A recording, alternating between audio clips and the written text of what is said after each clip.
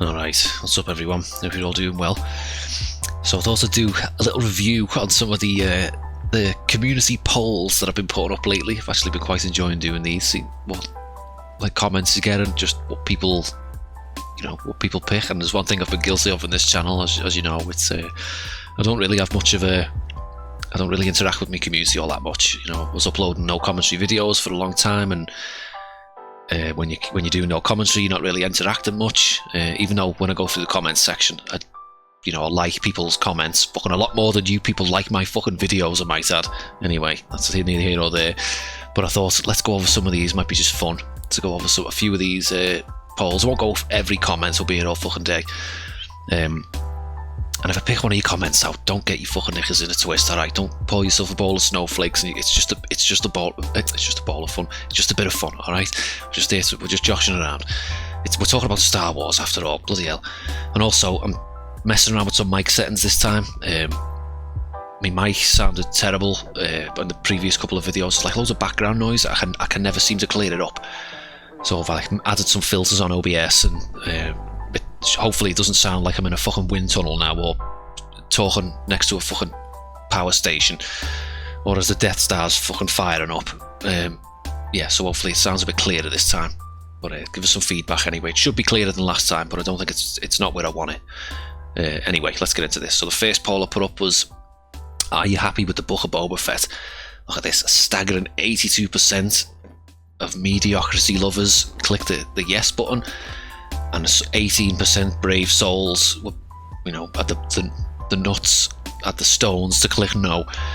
Bloody hell, just amazing, isn't it? How people are just so easy to suckle on the tit of Disney for mediocre content. Fucking hell. It's just, why is that moving up and down? It's just baffling to me. Fucking hell, 82%.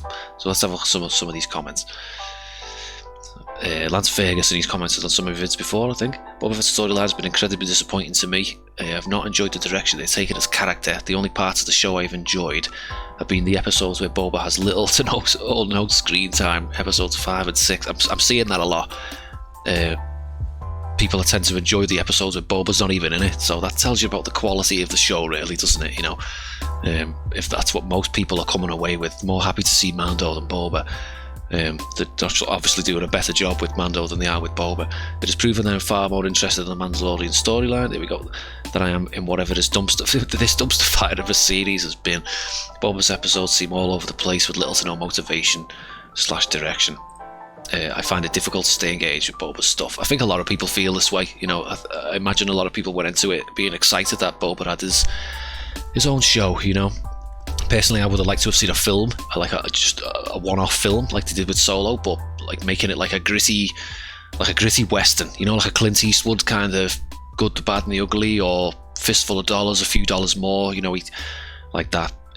Doesn't say much character. He doesn't need to do all the talking. His reputation speaks for itself. And as we know, Boba's, he's a chatterbox in this show. He's introduced himself everywhere he goes, and he shouldn't have to do that. If I was an outlaw in the Star Wars universe, if I was like a criminal, and I was in my local cantina in, my wretched hive of scum and villainy in Mos Eisley or wherever, and you're sitting there in the corner with your other outlaw friends, and the door swings open, and you look over, and you just see this fella in his iconic armor, and you know instantly who it is. Like, he doesn't have to walk in and go, "Hey guys, Boba Fett here, hope he's all keeping out of trouble because I'm here to collect some bounties."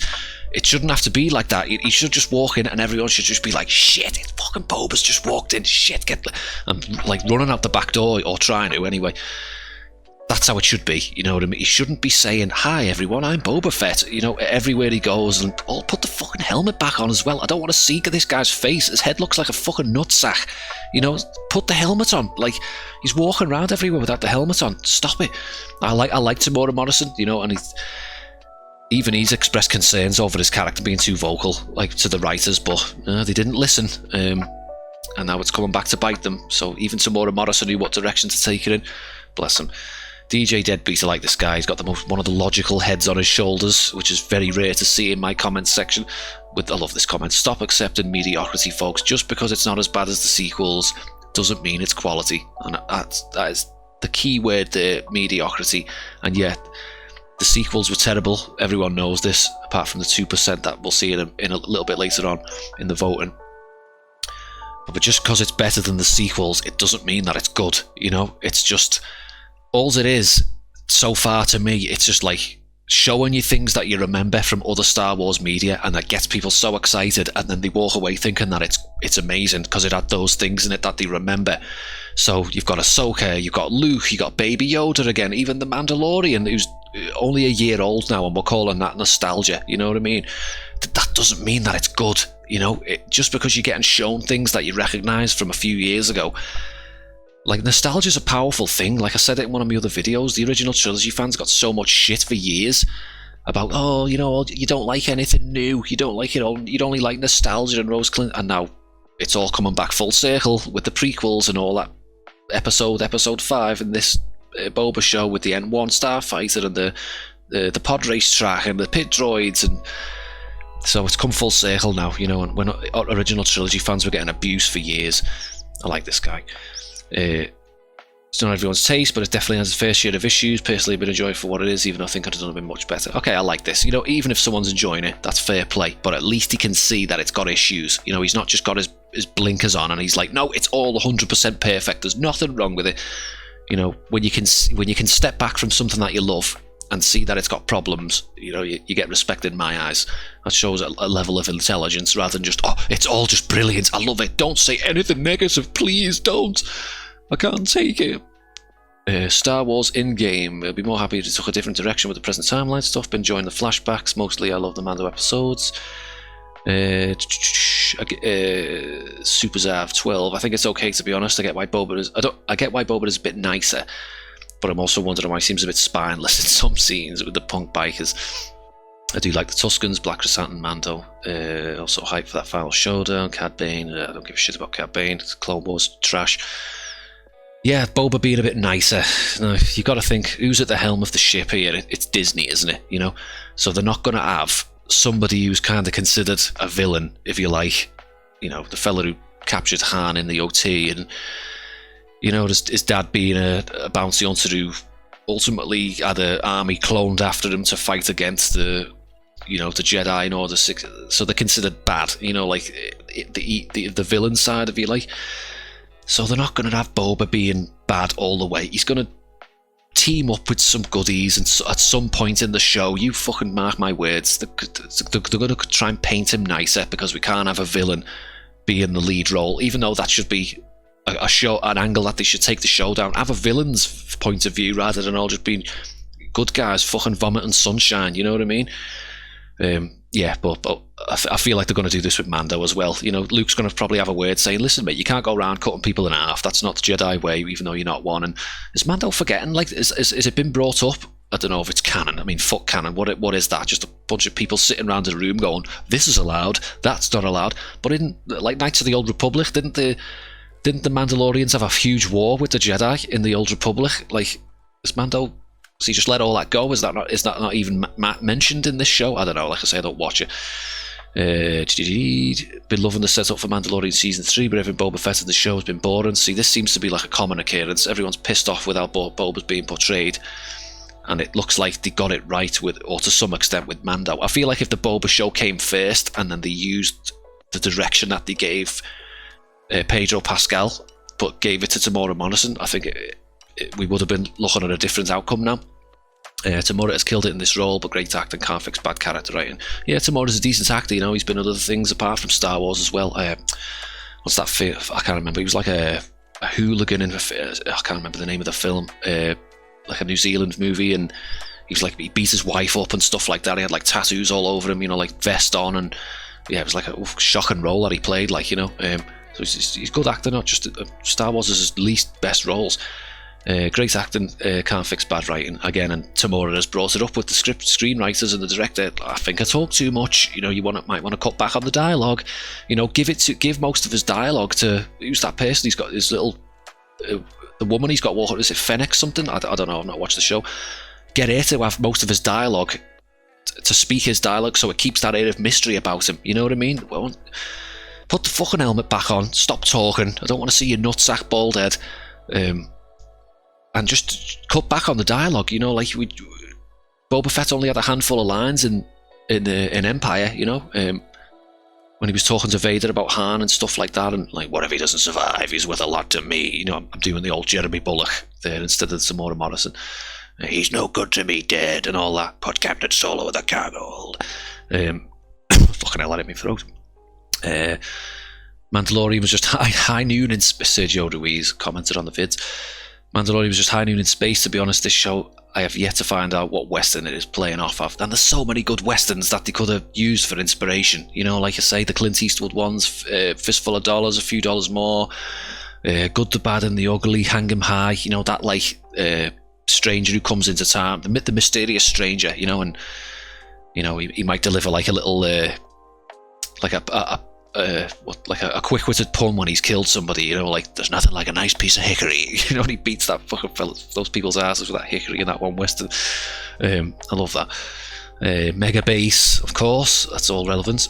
Cad Bane jerk off comment, hope Boba Fett will kill Cad Bane, blah blah blah. Let's go to the next one. Yeah, so like 82% of people love sucking on that Disney tit. Let's go to another one. I'll be here all day if I go through every comment. What colour lightsaber would you have? Blue tends to come out on top, and I had to include rainbow coloured, didn't I? And for people who were saying, oh, where's black, and where's lime green? Like, it only lets you pick 5 options in these polls, guys. Cut me some slack.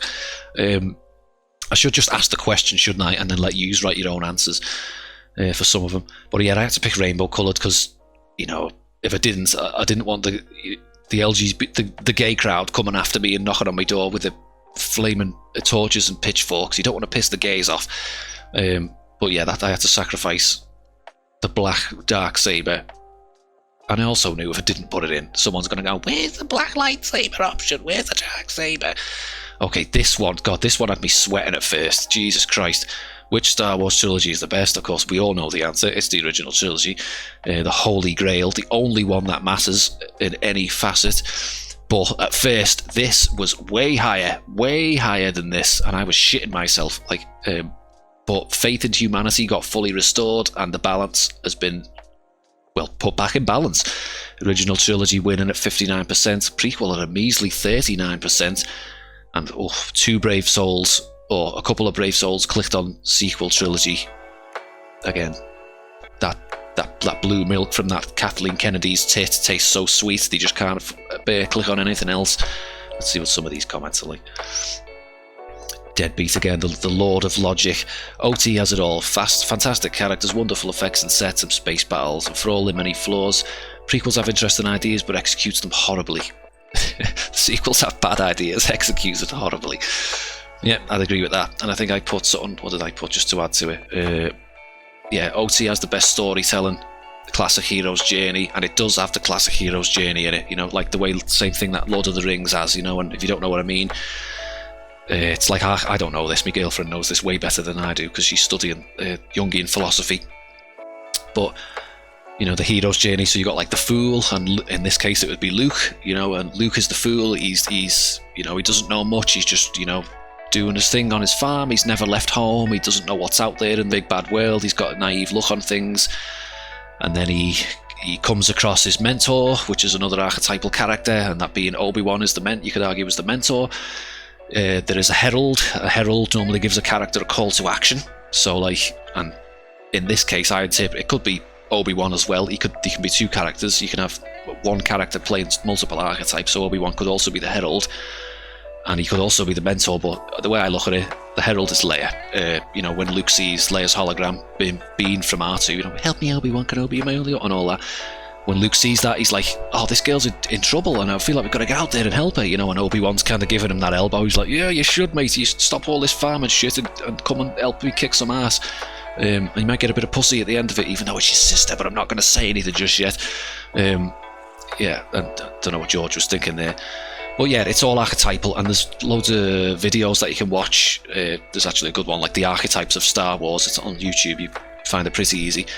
And it goes through each character and who each character represents. So Han would be another one. You know, Han is the reluctant hero. You know, he's kind of, you know, he wants to, but he's nah, I don't want to get involved in all that. And he's just, you know, at the end of A New Hope, he redeems himself and he comes back and he helps, when initially he was just in it for the money. And, you know, things like shadow characters, you know, and, you know, obviously Darth Vader being Luke's shadow, what he could potentially become if he strays from a certain path, and you could look at people like Han and Boba as shadows of each other.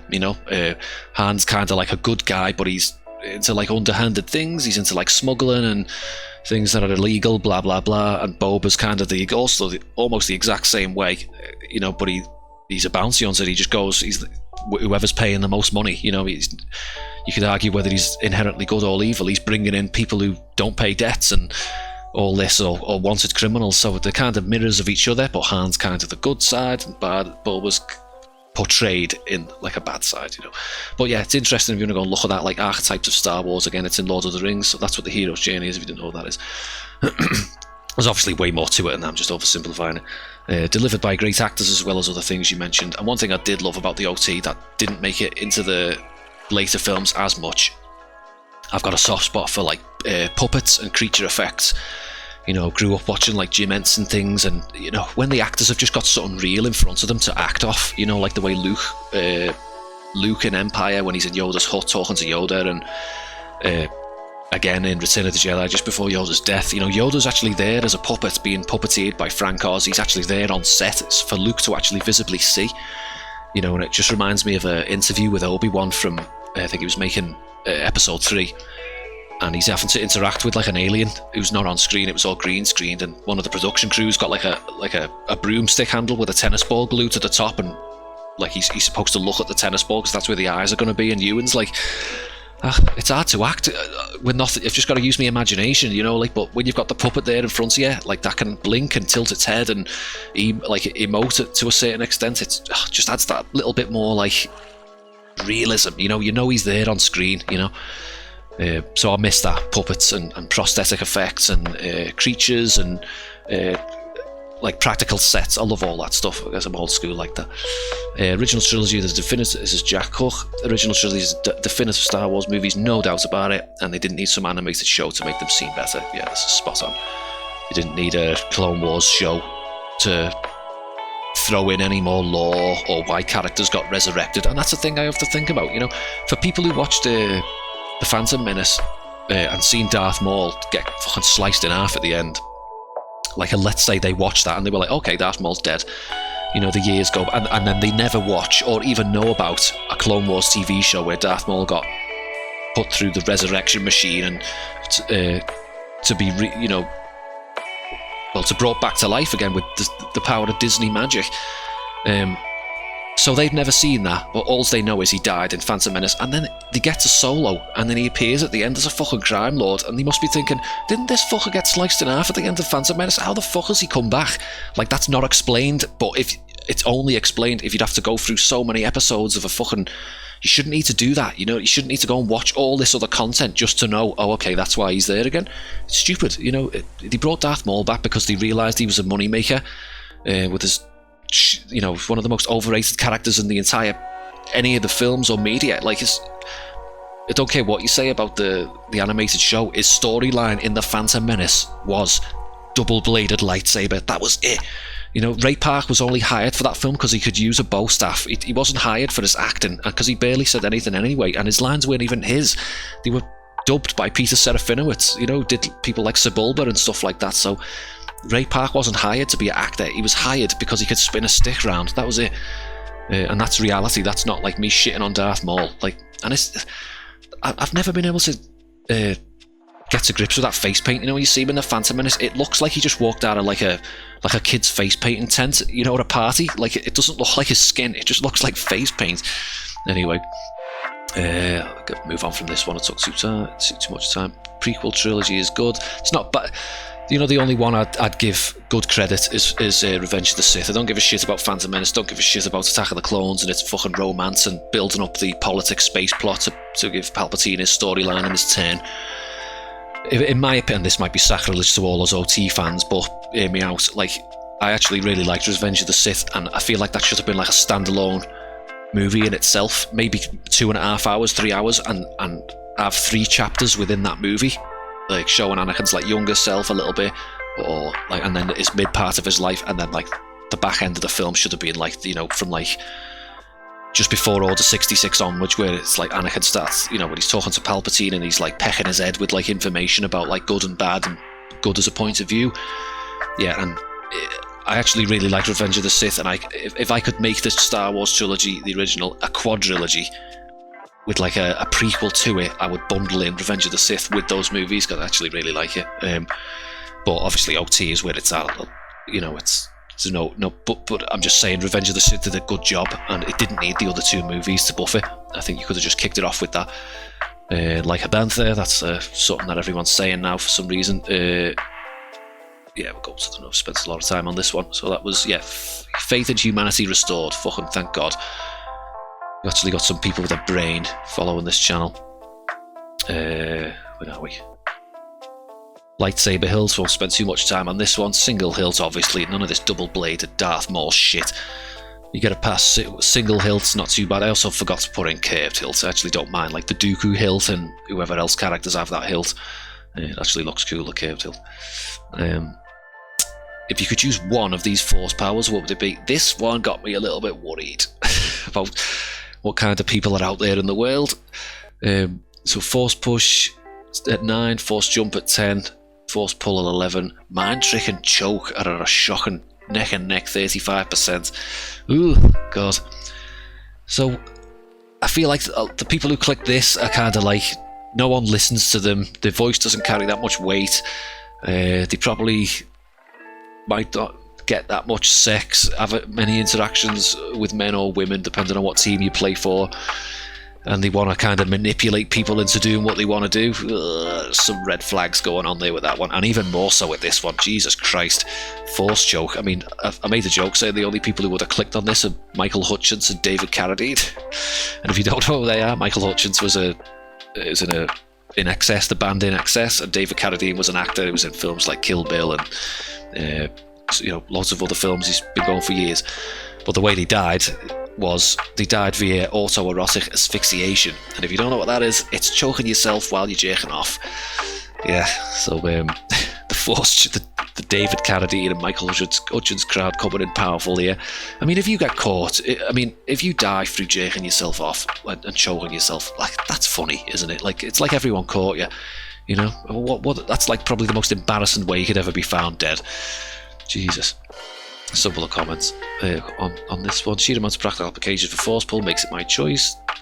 Where was some comments that actually raised some red flags? Oh, is that a fucking gimp mask? What is that?